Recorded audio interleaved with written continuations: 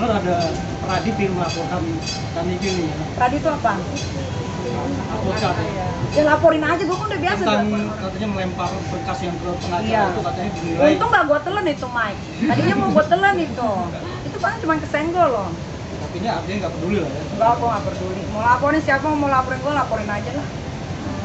Ini ada rencana mau bareng anak-anak keluarga jalan-jalan kan ini? Mau, ini kita mau ke Semarang ya kak, ya, sama Kochen, sama keluarga Kochen, sama anak-anak semua kita mau ke Semarang.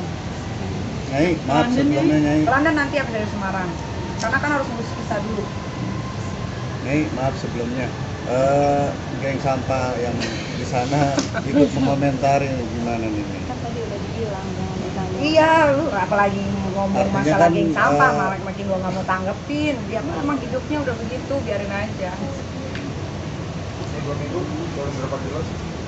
Oh, gua malah di dalam nge-gym tau. Iya, tiap bangun tuh langsung sit up, push up. Tanya aja sama teman-teman jurusan. Makanya badannya tetap terjaga dengan baik. Kalau boleh tahu kegiatannya apa sih, Nyai? Iya, saya nge-gym tadinya. Di dalam nge-gymnya bukan pakai alat ya, Iya. maksudnya kayak exercise aja. Kalau di dalam tuh ya ngaji, sholat, ngerajut, ngegosip, dengerin orang-orang.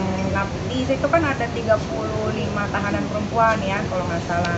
Jadi mereka curhat gitu, satu kamar kan berlapan. Yang satu masalah sama suaminya selingkuh gara-gara dia di penjara, yang satu begini, yang satu begitu. Jadi dengerin, jadi pendengar yang baik aja gitu. Mereka kan di situ orang-orang kesepian, jadi udah tahu kondisinya berapa, pada kan ada yang 8 tahun, ada yang 7 tahun gitu. Jadi ya Niki sebagai anak baru dan punya banyak waktu untuk mendengarkan ya, jadi dengerin aja kalau pesan mereka gitu. Kalau bisa bantu ya bantu. Apa sih yang mereka bilang, mungkin bisa satu gitu sama Awalnya kali ini? shock, gua waktu tidur katanya setiap malam ditontonin. Jadi gua tidur, mereka nonton gua tidur. Dia bilang biasanya nonton di TV kan, sekarang lihat aslinya. Sampai kan kalau gua mandi keluar pakai anduk doang. Kadang-kadang karena udah kelamaan 2 bulan, gua keluar aja kayak di rumah gitu, nggak pakai apa-apa. Jadi udah kayak gitunya gue, saking kelamaannya. Pamit sama anak-anak kamar. Kan gue juga punya temen deket gitu, bukan temen deket, maksudnya yang selalu melayani gue di dalam kamar tuh namanya Iro, karena di kamar kan ada Iro, ada Yeni, dia sedih gue pulang. Teman-teman tahanan yang lain juga sedih karena ya mereka kehilangannya, mungkin gak ada yang lucu lagi di dalam. Terus biasa kita kalau makan kan sama-sama, kan kalau gue kan selalu dikirimin sama Teteh, Tania ya, Teteh istrinya Ketua PP Johan, Pak Johan tuh selalu tiap hari kirim makanan, jadi kita makan sama-sama gitu, berbaur aja sama yang lain. Ini dilayaninnya seperti apa sih sama yang ibu-ibu tadi? Iya, yang temen Ya kamar. kalau mau makan yang siapin gitu. Jadi kalau kata orang gue sengsara di penjara, justru enggak. Malah gue menjaga pola makan karena makanan kan tiap hari dikirim kan. Kenapa dia sayang banget sama adiknya sampai maksudnya mau ngelayanin di penjara gitu? Mungkin karena awalnya ngefans kali ya, nggak nyangka gitu bisa bener-bener satu kamar, tidurnya juga di sebelah. Kak Fitri juga tahu gitu. Jadi ya satu kebanggaan untuk dia bisa melayani gue gitu. Tapi gue juga terima kasih karena udah dilayani dengan baik di dalam.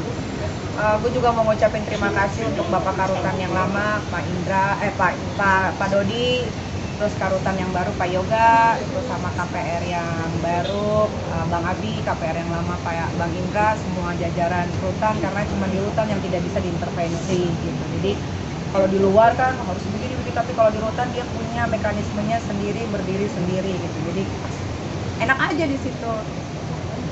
Nyai, Satu kamar 8 orang, gimana Kak Kaniki beradaptasi dengan keadaan itu? Awalnya gue ya namanya kamar mandi, kamar, jadi kalau ada yang pup, ada yang kentut, ada yang ngapain kan pasti kalau lagi tidur kayak nyium-nyium aroma apa gitu. Jadi tapi lama-lama jadi ya udahlah emang harus begini, biasa aja sih. Cuman ya akhirnya tahu beraneka ragam kan orang-orang. Tidurnya juga Cakep juga nggak Kak Diki? Gue nggak pernah mengambil cadong karena tidurnya katanya dikirimin. di lantai terus Kata di siapa? bawah. Tidurnya bukan di lantai, pakai matras, tapi matrasnya nggak kayak di rumah tebel, matrasnya segini nih. Inilah. Jadi ya itu yang menyebabkan tulang jadi tambah sakit. Jadi kondisinya sekarang lebih fit atau gimana? Kalau sekarang karena udah ngelihat anak kali ya, tapi kalau masih sakit sih sakit. Ini kan memang harus dioperasi nggak bisa. Kalau enggak, ini kalau mau belok ya amat. badan-badannya terus kalau agak nunduk sedikit ketusuk. Jadi rencana operasi tanggal 5 benar itu. Tanggal 5 betul. Betul ya. Sudah persiapannya mungkin apa yang harus dihindarin atau apa yang harus dilakukan. Kalau tanggal 5 itu kan cari jadwal dulu ya Kak, karena dokter Luftinya itu kan baru selesai cuti, paling setelah tanggal 5. Pokoknya tanggal 5 ketemu dokter, kalau kata dokter kita operasi tanggal 6, tanggal 7 ya udah persiapannya yang nggak ada sih, ya udah jalanin aja. Soal pekerjaan memang katanya lagi di luar negeri. Siapa? DRT. Lagi di luar negeri atau gimana ya? Jawab nggak sih? Dikasih tahu kemarin. Kan udah dikasih tahu di persidangan. Jadi yang dapat semua datanya itu adalah Bang Haji. Jadi pada malam hari sebelum tanggal 29, gua itu terlalu excited menunggu tanggal 29 itu ada, karena gua tuh udah mempersiapkan diri, kan gua tulis semua apa yang mau gua pertanyakan kepada yang katanya korban ini gitu kan. Jadi gua nelfonin Bang Haji, kok feeling gua kayaknya dia nggak datang ya gitu. Masa feeling lu bener nggak? Bener 100% gitu kan. Ya udah akhirnya coba deh Bang gimana caranya ya, cari tahu dia di mana gitu kan. Akhirnya dapet tuh jam 11 malam bahwa ya paginya iya jadi paginya itu Bang Haji tuh cuma bilang jam 11 malam iya dia nggak di Jakarta, cuma gitu doang. Sampai ke pengadilan sekarang dia kan bawa amplop merah tuh, biasalah nemuin gua di bawah kan seperti biasa. Terus dia kasih tahu nih Dito lagi ada di Singapura, berangkat jam 8 pagi segala macam. Itu kok bisa dapet gitu. Ya udah, kebetulan jaksanya bilang dia di Malaysia, gue punya bukti konkretnya dia di Singapura, ya udah gitu. Jadi yang sumbangan ke masyarakat Papua itu untuk Ya itu mah kalau ngebantu orang kan memang hobi, jadi bukan untuk apa-apa. Memang kalau ada rezeki ya bantu. Mungkin ini salah satu dari doanya orang-orang Papua juga gitu kan, pas banget. Padahal gue nggak pernah minta untuk dibikin video sama sekali gitu. Gue cuma bilang ini saya cuma bisa bantu sekian gitu karena keadaan lagi di dalam. Tapi dia bikin video, nggak lama dia bikin video, gue keluar. Mungkin itu juga salah satu doa-doa dari orang-orang Papua. Nih banyak netizen yang mengatakan untuk lapor balik, Ya. gimana? Itu Kak Fitri aja deh. Gimana Kak Fitri? Ini netizen loh banyak yang minta. Ya, yang mensupport untuk melapor balik. Gimana Kak Fitri? Jadi gini ya, pertama yang kemarin kita bicarakan setelah kita dinyatakan kita pulang, kita sama-sama diam ya nih, terus kita pulang ke Rutan, lalu kita melihat sebetulnya yang membuat saya dan kita itu akhirnya menjadi kasihan sama JPU itu karena saya dengan kita merasa bahwa saudara DM ini tidak memberikan muka atau tidak memberikan penghargaan lah kepada persidangan gitu ya. Jadi saya dari tadinya saya sama Nikita yang kecewa, yang kesel kenapa dari polisi nggak ditahan, di jaksa ditahan, dan jadi marah itu ketika di hari terakhir Nikita dinyatakan pulang itu justru saya sama Niki merasa kasihan sama para JPU dan Niki ngomong sama saya, Niki gimana nih? Ya kakak aku sudah sebulan 2 minggu di sini, 2 bulan 2 minggu di sini. Tapi melihat wajah-wajah JPU yang hadir kemarin, hadir ya, kok wajah-wajah mereka itu seperti menyiratkan bahwa mereka juga sebetulnya kecewa dengan apa yang terjadi kemarin. Dan dibohongi. Iya, menurut saya seperti itu. Jadi saya sama Niki kemarin nggak tahu ya kan Allah mau maha membolak-balikan hati manusia ya. Benar-benar itu saya dengan Niki merasa ya sudahlah, apapun yang terjadi kemarin kita ikhlaskan. Ya kalau nanti ada langkah hukum ke depannya ya mungkin diserahkan kepada Bang Fahmi, karena kan Bang Fahmi udah merasa Nikita ini bukan kliennya, dia merasa bahwa Nikita ini adalah anaknya. Tetapi secara manusia saya dan Niki, kenapa saya berbicara seperti ini, karena kan saya juga ikut capek ya, ikut nggak bisa tidur, ikut mikirin, ikut apa gitu. Kok ngelihat kemarin dua wajah JPU itu kok saya sama Niki kok kasihan ya, kasihan gitu loh. Ya udahlah nih, gimana ya kak, aku ikhlas. Semoga ini menjadi penggugur dosanya Nikita, difitnah, ditahan, diperlakukan sedemikian, sakit harus tetap ditahan. Ya ikhlas aja. Mungkin untuk orang-orang yang merasa benar ya tadinya, ini bisa terbuka lah, matanya bisa terbuka, bisa terlihat. Saya katakan lagi bahwa saya tidak akan lelah membantu Niki, mensupport Niki selama Niki kita benar. Dan lagi-lagi hari ini kita menyaksikan bahwa memang dia tidak salah. Kalau dia merasa salah ya, kalau yang pelapor itu merasa benar, tentu dari hari pertama dia dipanggil menjadi saksi, sepatutnya orang yang merasa dirugikan pasti datang. Itu aja sih, saya sangat prihatin. Saya sangat prihatin dengan kejadian ini. Mudah-mudahan ya, tadi kan para jaksa di Serang mengadakan jumpa pers, kalau nggak salah tadi saya sama Niki sempat nonton bahwa mereka akan melaporkan saudara DM. Ya, mudah-mudahan aja ini bisa terrealisasi demi keadilan juga. Walaupun dilaporkannya di Serang, mudah-mudahan kepolisian Serang kali ini benar-benar adil, benar-benar bisa menegakkan keadilan, benar-benar kalau dipanggil dan dicari tidak ada ditangkap seperti ini kita. Saya selalu bicara, Indonesia ini adalah negara yang nomor 1 diakui dalam menangkap teroris. Bayangkan ya, diakui loh. Masa menangkap seorang itu aja nggak bisa? Itu aja. Saya sama Niki nggak mau memperpanjang masalah ini. Saya sama Niki hanya ingin melihat bagaimana sikap jaksa yang akan melaporkan saudara Dito di Serang dan bagaimana sikap kepolisian menindaklanjuti laporannya jaksa. Kalau misalkan jaksa tidak melaporkan DM, apakah Niki akan melaporkan balik DM, Kak? Itu Bang Fahmi yang kan tadi saya udah bilang, Bang Fahmi yang akan berpikir langkah-langkah apa yang akan diambil, karena Bang Fahmi sebagai lawyer Niki udah bukan ikatan klien sama lawyer lagi, udah seperti anak dan ayah. Ya. Betul. Dia nangis loh waktu sujud syukur kemarin itu karena kaget. Kan gue taunya pikirnya cuma ditangguhkan gitu. Kok disetor? Gue pasti nangis lah gitu kan. Nangisnya tuh kesel, kenapa gue nggak bisa ketemu sama si Dito ya gitu kan. Padahal itulah tempatnya di mana gue Aku juga mau ketemu nih. Iya, di mana gue tuh bisa ngomong semuanya. Bisa bertanya. Iya, bisa bertanya, bisa menanyakan sesuatu, bisa menyebutkan nama-nama petinggi gitu kan. Nggak hadir. Nah, ini sama Kak Fitri. Wah, kalau nggak bisa di sini, kalau di sini gue dilaporin. Kalau di pengadilan kan gue nggak bisa dilaporin. Nah, ini sama Kak Fitri, kemarin kan sidang detik-detik terakhir seperti skor ya. Apa gambaran waktu skor sama hakim? Justru waktu di skor 1 jam itu saya sama Niki membahas sikap jaksa. Saya tidak terpikir kalau Nikita akan pulang. Iya. Saya memang masih punya harapan. Setiap saya datang ke persidangan, saya selalu berharap agar Nikita dikabulkan penangguhan penahanannya atau pengalihan status tahanannya. Jadi karena kita sudah tahu ini Dito nggak datang lagi,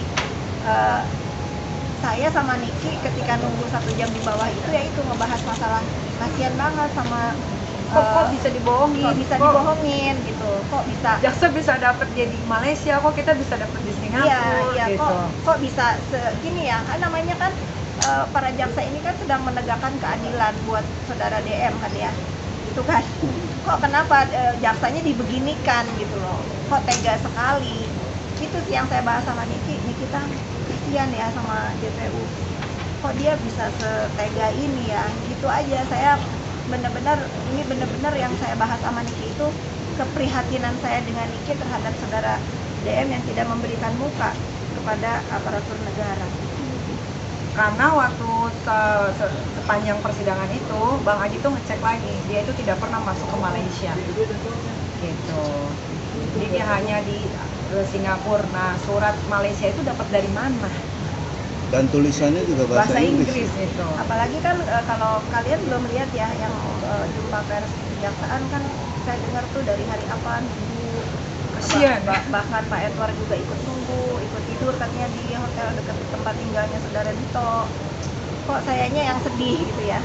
Walaupun saya menemani Niki di sana. Walaupun saya sebel sama yang namanya Edward. Iya. Walaupun saya sering berdebat dengan namanya Pak Edward untuk kesehatan Niki. Di akhir ini benar-benar saya merasa kasihan Dan saya juga di sini ingin mengucapkan mohon maaf lahir dan batin kepada para jaksa yang selalu bersih tegang dengan saya pada saat saya minta memohon waktunya untuk Nikita berobat. Mudah-mudahan ini menjadi silaturahmi yang baik ke depannya dengan saya, mudah-mudahan tidak dalam kasus. Dan saya berdoa untuk Bapak Jaksa sehat, Ibu Jaksa yang selalu baik sama Niki juga sehat. Nggak ada yang baik. Ada yang selalu nemenin loh, yang selalu Oh, nemenin yang di, bondol, nggak yang selalu nemenin di mobil tahanan juga itu saya doakan sehat. Pokoknya saya berdoa yang terbaik lah. Mudah-mudahan ini menjadi pembelajaran buat semua, buat saya juga menjadi pelajaran, buat Niki juga, buat Pak Jaksa juga. Kita ikhlas lah. Saya mengikhlaskan apa yang sudah terjadi. Waktu, pikiran, tenaga saya untuk mendampingi Niki, saya ikhlaskan. Mudah-mudahan Niki juga bisa ikhlas dengan apa yang terjadi dengan kita. Selebihnya saya serahkan kepada Allah Subhanahu Wa Taala. Sebaik-baiknya balasan mungkin Allah Subhanahu Wa Taala yang lebih baik tahu bagaimana cara membalas. Kak Fitri katanya selanjutnya akan bantu orang-orang yang punya nasib yang sama. Oh iya, itu Nikita yang Iya, Nikita gimana? yang mau bikin pengaduan apa? Pengaduan siapapun yang berurusan sama ini itu. apa namanya? Posko. Nama poskonya apa? Nah, poskonya 6969. Serius, karena serius. harus kita lihat dari atas ke bawah dong, bagaimana itu bisa terjadi kan? Tuntutan, jadi kan dari atas ke bawah, ntar ke bawah lagi. Itu terinspirasi setelah kemarin datang ke persidangan kan ada korban-korban yang diduga korban saudara DM kan. Saya nggak tahu kebenarannya apa, selama mereka punya bukti kan. Kita punya Bang Fahmi, ada lawyer yang mungkin bisa membantu dengan benar gitu. Yang saya merasa Bang Fahmi ini salah satu lawyer di Indonesia yang fokus, yang nggak sedikit-sedikit jumpa pers, sedikit-sedikit ngomong, walaupun dia menemani di kita, dia fokus kepada masalah yang dihadapi gitu. Ini menjadi contoh ya buat para lawyer ya. Para lawyer ya. Pansos loh. Jadi ingat Indra Tarigan dong kalau Aduh. gimana Oh, kalau dia gitu? tuh bentar lagi eksekusi tuh.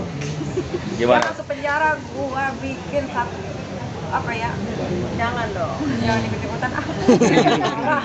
Gua bagi-bagi lu duit. Ya aduh. Itu lebih faedah. Iya, Aduh, gua aduh, bagi-bagi aduh, orang aduh. kaya. Iya.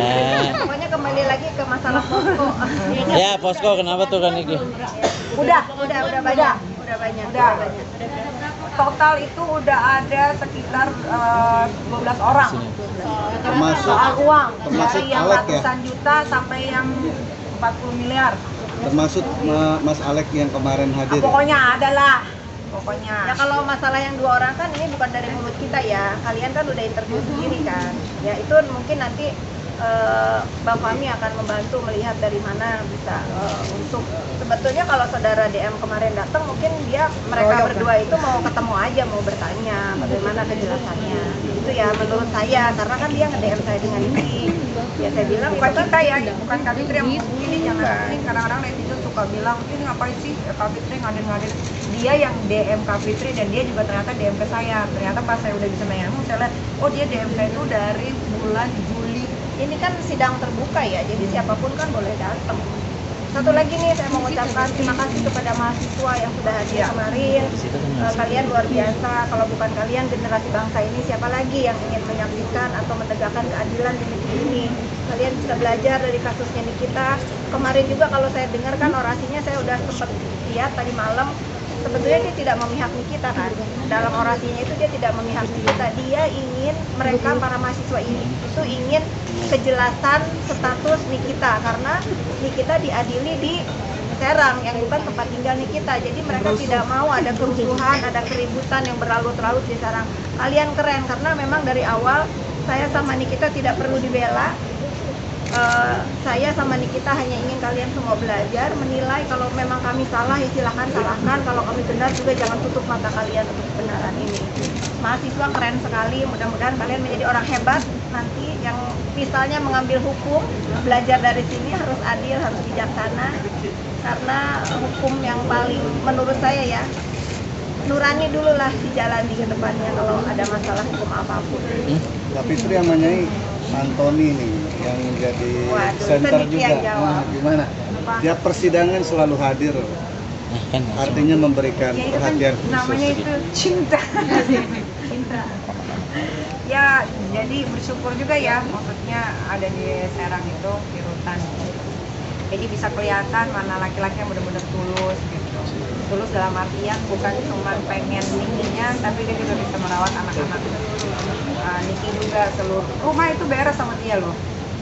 Pulang itu bersih, nggak ada yang sesuatu yang berubah gitu. Dia belanja bulanan, dia urus anak, dia ke rumah sakit kalau Arkana sakit gitu. Jadi ya itu mungkin bentuk apa ya namanya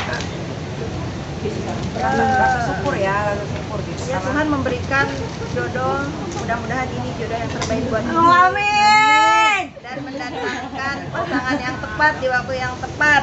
Amin. Seenggaknya saya nggak khawatir sama anak-anak Niki pada saat kita harus merah.